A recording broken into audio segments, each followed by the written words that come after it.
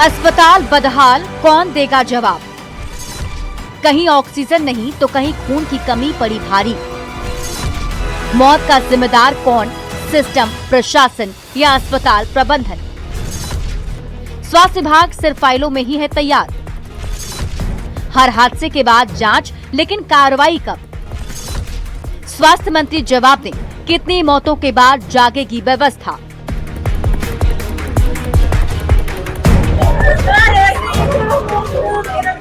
सरकारी अस्पताल, इलाज के बड़े बड़े दावे, लेकिन जमीनी हकीकत डराने वाली। हजारीबाग से लेकर गुमला तक सरकारी अस्पताल के एक जैसे हालात हैं। कहीं ऑक्सीजन की कमी मरीजों की जान ले रही है, तो कहीं अस्पताल में खून न मिलने से मरीज की मौत हो गई। हजारीबाग का SBMCH सवालों के घेरे में है, क्योंकि यहां इलाज में लापरवाही के चलते 24 घंटे में 4 लोगों की जान चली गई। SBMCH में एक और मरीज की मौत के बाद अस्पताल प्रबंधन पर गंभीर सवाल उठ रहे हैं। परिजनों का आरोप है कि मरीज को समय पर ऑक्सीजन नहीं मिली और तड़पते हुए उसकी जान चली गई। घटना के बाद परिजनों में भारी आक्रोश है। सूचना मिलते ही हजारीबाग सदर विधायक प्रदीप प्रसाद अस्पताल पहुंचे और व्यवस्था पर सवाल उठाते हुए चेतावनी दी कि सुधार नहीं होने पर आंदोलन किया जाएगा। हम गए सिस्टर के पास, हमने पर्ची दी, सिस्टर सोई हुई थी, वापस उठा के पर्ची लेके आए। उसके बाद फिर हमको बोलते हैं कि जाइए वापस, तो पेशेंट को देखिए अभी हम आते हैं। उसके बाद फिर नहीं आए, फिर आए बुलाने, हमने 74 हो गया सर, चलिए वापस, फिर भी नहीं गए। फिर हम बोले सर आइए, तो पर्ची में 4 दवा लिख के दे दी, मुझे लगवाइए। अब मेरे पापा का ऑक्सीजन कम हो रहा है, वो ऑक्सीजन हटा के नेबुलाइजर लगवा दिए कि ऑक्सीजन कम हो जाए। जब 1 हो गया ऑक्सीजन तब आए सर, चलिए एक बार देख लीजिए, तो ऑक्सीजन खत्म हो गया। उनको ऐसे मार दिए पड़े बेड में, कोई नहीं यहाँ देखता है, सब केयरलेस ही करता है, और ऊपर से बुलाने पे आता भी नहीं है डॉक्टर। 10-15 मिनट रहेंगे तो फिर एक दो का सुनेंगे। इस तरह का इन लोग का लापरवाही से जान जा रहा है। अभी एक देख रहे होंगे, जो आई बच्ची जो बोल रही है, उनके पिताजी को इन लोग मार दिया।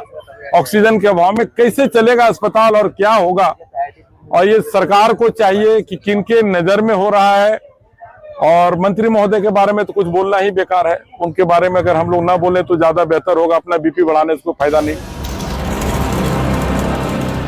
14 मई को भी SBMCH से ऐसी ही तस्वीर सामने आई थी। शेख भिखारी मेडिकल कॉलेज में अस्पताल में कथित लापरवाही के कारण एक थैलीसीमिया पीड़िता सरिता कुमारी की मौत हो गई।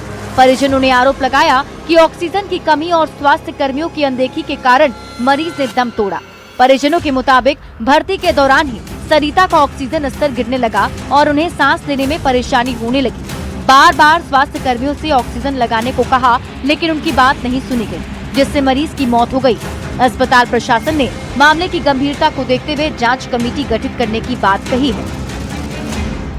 ऑक्सीजन की कमी थी, SLS में प्रेजेंट है, इसको ऑक्सीजन की कमी थी। ऑक्सीजन मांग रही थी, खुद ऑक्सीजन नर्स को बोली कि दीदी हमको दीजिए ऑक्सीजन।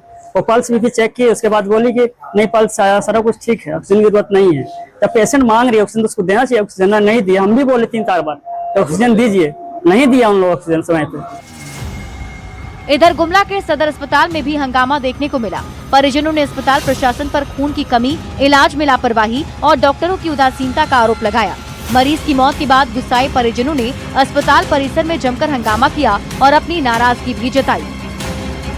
इतना सीरियस अभी रांची रेफर किया जा रहा है। हम चाहते हैं कि रांची इस तरह का सीरियस को ना किया जाए, इसीलिए हम चाहते हैं कि यहाँ हर बीमारी का डॉक्टर दिया जाए, हर बीमारी का इलाज हो, हर बीमारी का यहाँ ब्लड का उपलब्ध किया जाए, क्योंकि ब्लड बैंक बंद करने के कारण बहुत दिक्कत हो रहा है।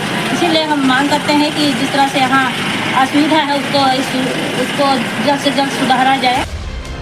एक तरफ सरकार स्वास्थ्य सुविधाओं को लेकर बेहतर बनाने के दावे करती है, दूसरी तरफ अस्पतालों में ऑक्सीजन, खून और बुनियादी इलाज तक के लिए मरीजों को संघर्ष करना पड़ रहा है। सबसे बड़ा सवाल यही है कि आखिर इन मौतों का जिम्मेदार कौन है? क्या अस्पतालों में संसाधनों की कमी है या फिर सिस्टम पूरी तरह संवेदनहीन हो चुका है? न्यूज़ 18 के लिए हजारीबाग से सुशांत सोनी, गुमला से रुपेश भगत के साथ ब्यूरो रिपोर्ट।